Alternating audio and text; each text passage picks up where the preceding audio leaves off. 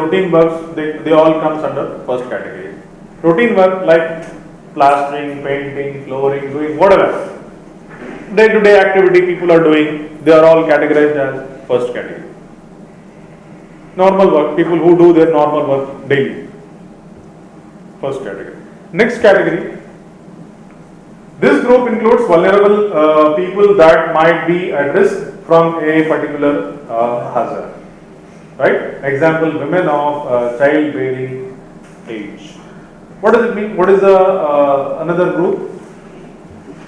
Like, for example, people who need extra care.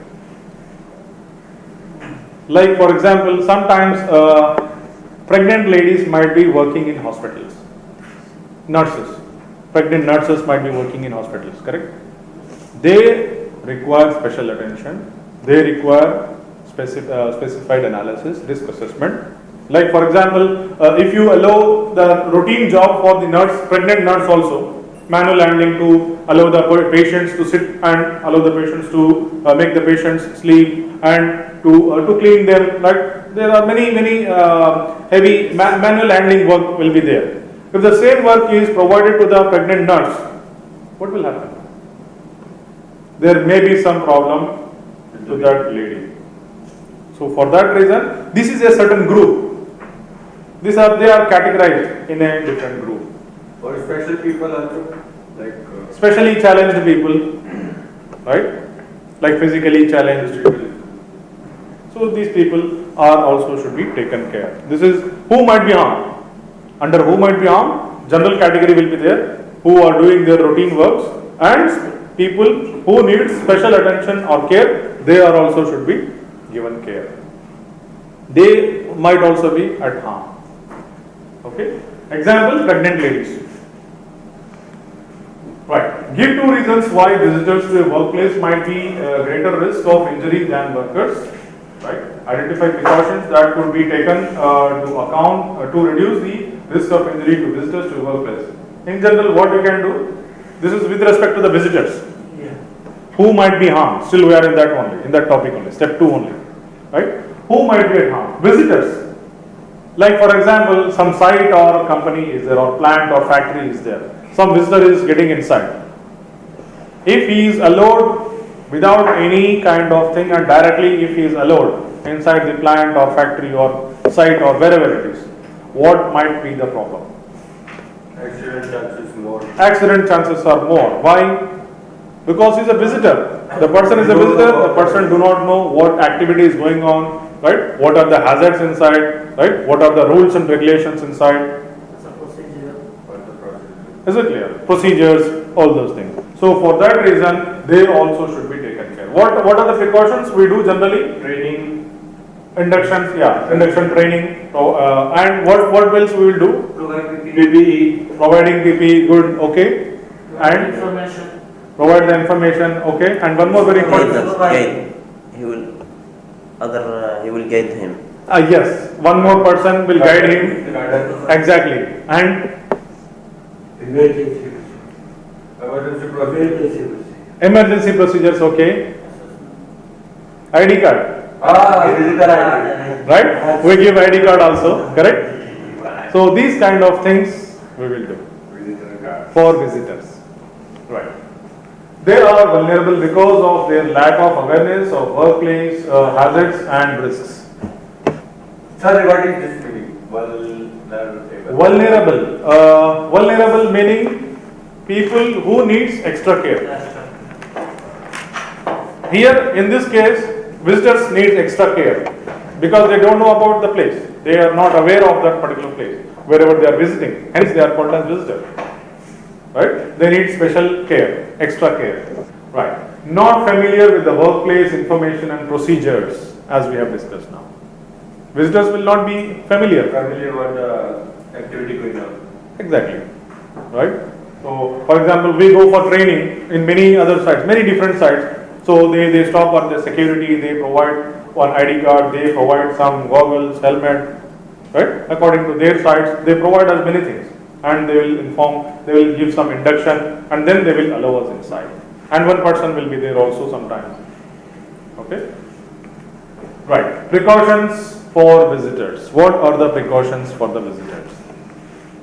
That could be taken to reduce the risk of injury to visitors to workplace are whatever we have discussed. Many things are there in a refined way. Signing in. First, signing in, we need to sign in, correct? Visitor log. Visitor log, exactly. Next, providing ID badges, ID cards or ID badges, whatever, which has to be hanged.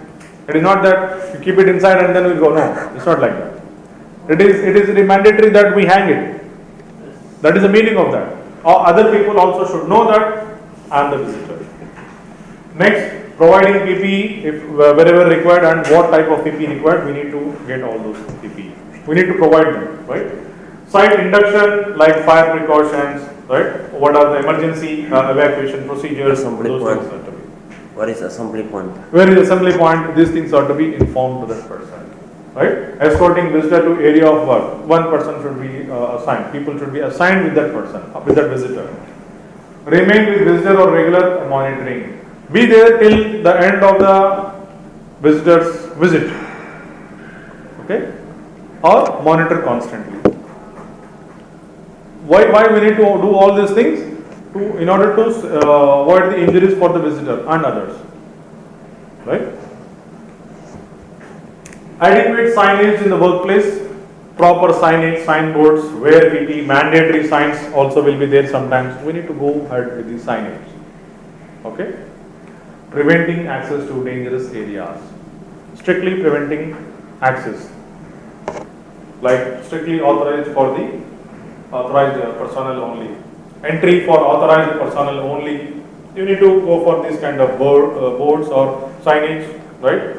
And some, if possible, allot some people so that they will restrict the area, right? So these are the precautions which are to be taken for the visitors, right? To avoid injuries to visitors to a workplace. Clear?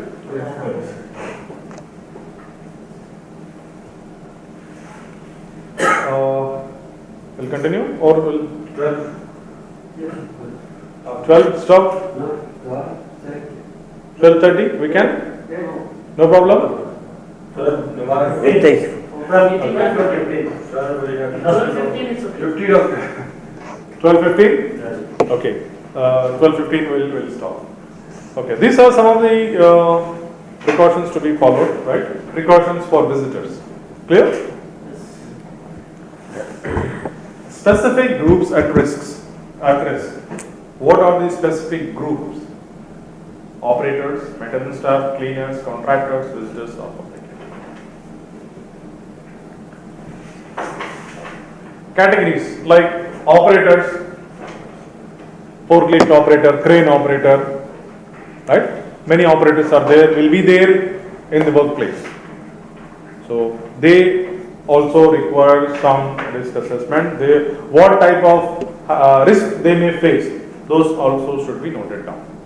Operators may face different types of risks also, like forklift operator, right? The forklift operator may not see certain areas, blind corners, right? So what you need to do, install the mirrors, right? Slackman, banksman, exactly.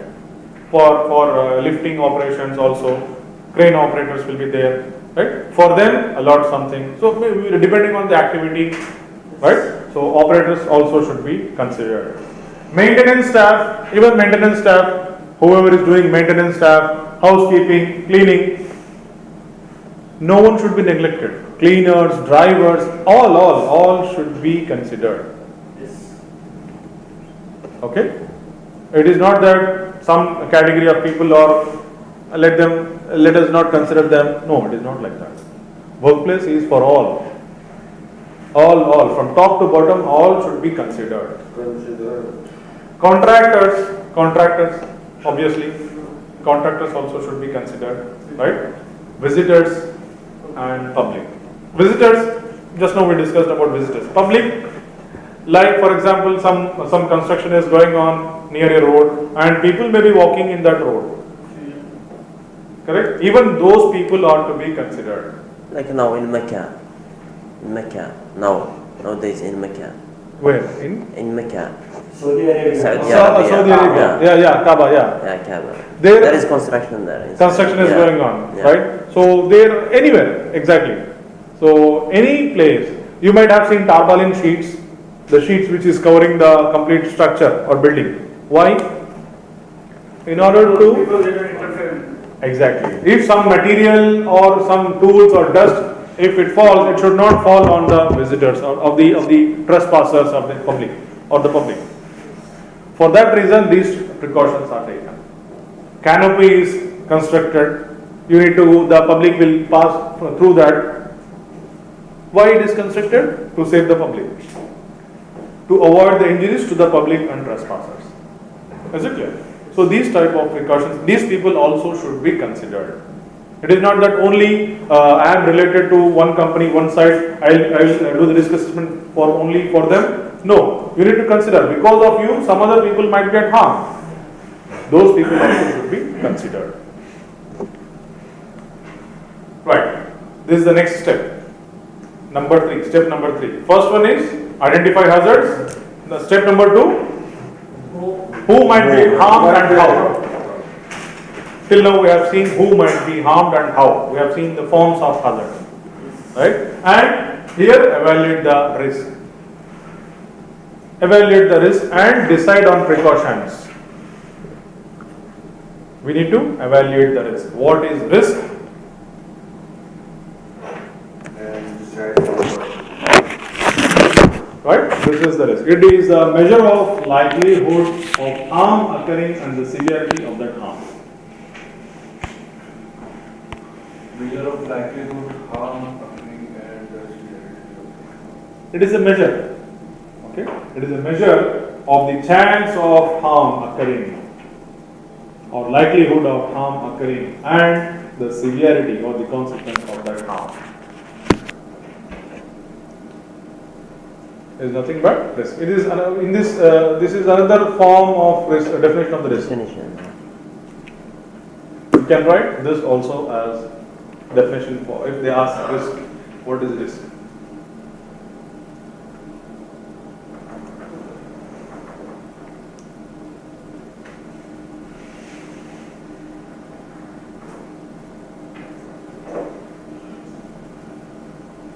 Now we are into the third step of the risk assessment. Okay? Yeah. I hope it's clear. First two steps are clear. Identifying hazards and who might be harmed and how they might be harmed. Now evaluate. Risk is a combination of two factors. We all know that. What are they? Severity, Likelihood, yeah. severity and- Consequence or severity. Any word you can use. Severity and Likelihood. likelihood. Exactly. Likelihood and severity. Likelihood and severity.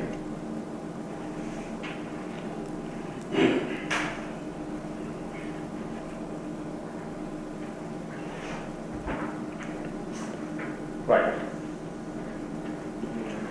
Using a scoring system, we need to have, we need to evaluate. Okay, how do you evaluate? How do the NIBOSH evaluate your papers? They will give some grades or marks. They will give marks. Correct? Right. NIBOSH will give you some marks. They will give you some number. Correct? Similarly, we need to give some numbering to the risk assessment. How can you say what is the risk? How much is risk? If someone asks, how will you say? It requires some number to measure. percentage. Rather, we use numbers. Okay? We use number actually. So these are the numbers which we can say as earlier I have shown you the 3x3 matrix, 5x5 matrix, 10x10 matrix, correct? Yes. After drawing here. Right. So let me relate this to that. Likelihood and severity. Right? Likelihood, it starts from 1 to 3, severity starts from 1 to 3.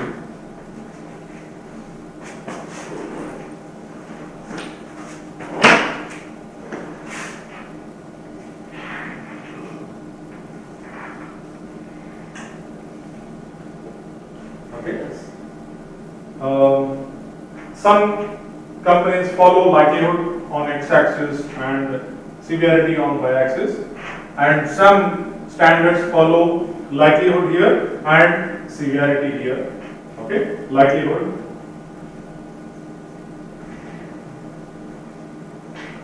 severity here, likelihood here. Okay, 1, 2, 3, likelihood, severity 1, 2, 3. If you multiply, you will get the values in the boxes. Correct? Yes. How much you will get here? 1 into 1, One. 1 into 2, 2, 1 into 3, 3.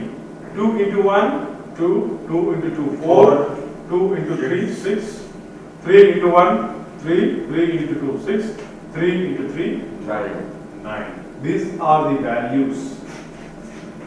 You got this? Any doubts in this? How these numbers, how you got these numbers? Any doubts in this? No. Clear? Please, if you have any doubts, please ask me. Somebody will use 6 by 6. 5 by 5. 5. 5 by 5 matrix also. Here it has 3 by 3 has been taken. 5 by 5 next to the next level. We'll see that in the next level. To make you understand, 3 by 3 is shown here. Okay. All of you understood how these 1, 2, 3, 4, 6, 9 Yes, yes. multiplication, simple multiplication. Okay. Right. Now likelihood, this one, likelihood very low is equal to 1. Very low.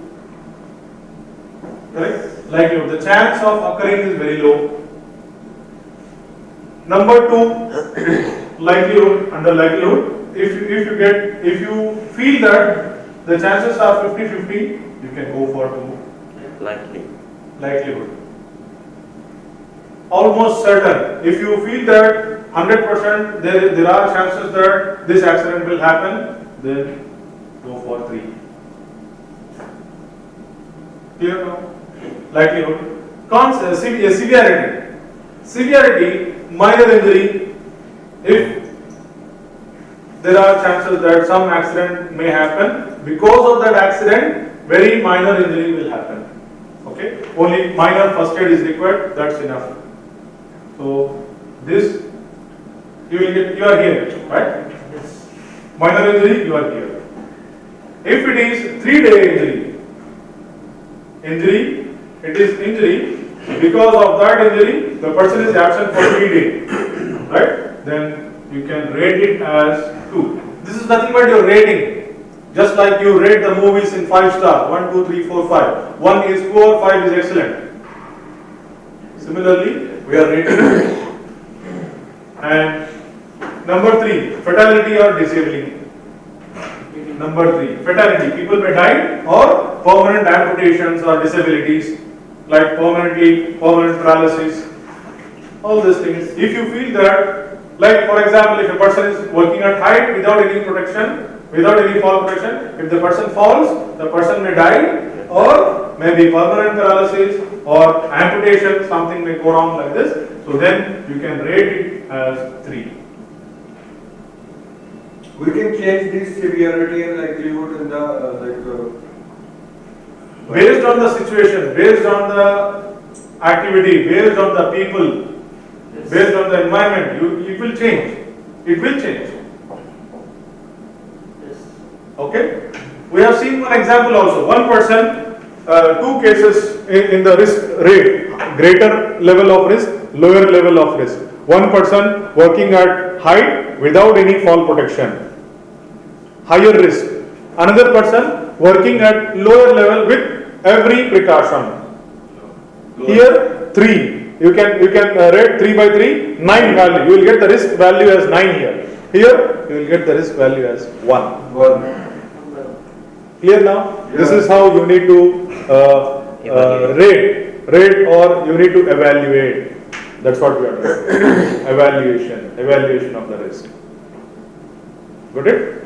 So I will give you more examples after the break. Now it's better, I think we'll take a break here.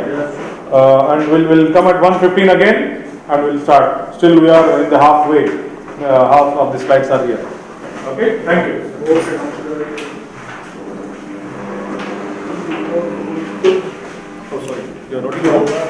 No, no, no, it's okay. Okay. Finish. Okay.